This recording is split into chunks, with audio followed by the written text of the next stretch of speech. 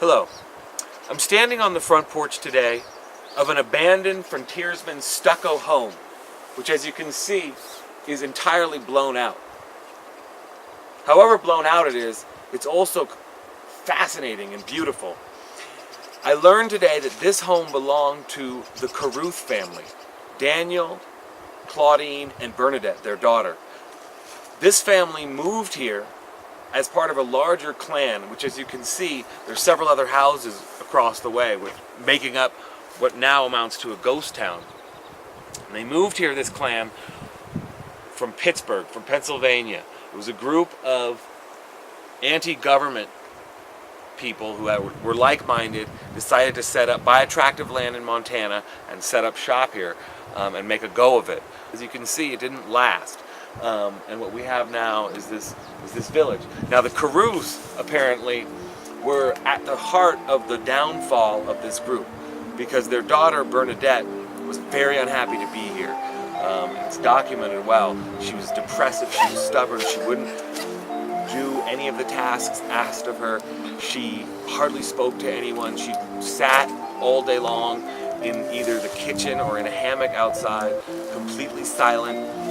And her parents started arguing around it, and the town was, it's a very small town, 4 or 5 dwellings, was demoralized by her sort of utter lack of spirit and her depressiveness, which in some sense you can't blame her, probably moving here from the city and having no one her own age and nothing really here, completely isolated, would be a depressing scenario for somebody like that. At the same time, she probably never even appreciated any of the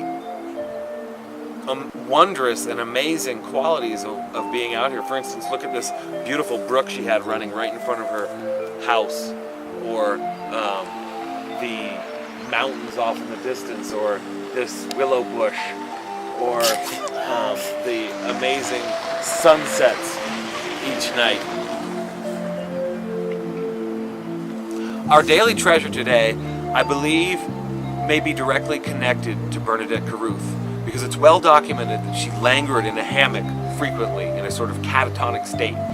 And what I found here on the front porch of the Caruth, the abandoned Caruth home, is a rusted chain which has been adjusted with some very precise sort of wire adjustment to sort of skip a link here and make it a very precise length. Now, what this tells me is very likely this could have been holding up a hammock frame. And to even support that evidence further, I've found a little bit on the ground here of string, which I think is probably part of a hammock from some time, and just the remnant of a hammock, really. So this is not valuable to me or worth an auction, but this, on the other hand, is quite a relic, I think. Additionally, we were so impressed with the results of our gold-coated bolt from earlier this week that we've decided to do the same thing with this rusted chain, which also has a great weight and a symbolic quality, I think, too. The chain being somehow reminiscent of something that imprisons you or holds you down, or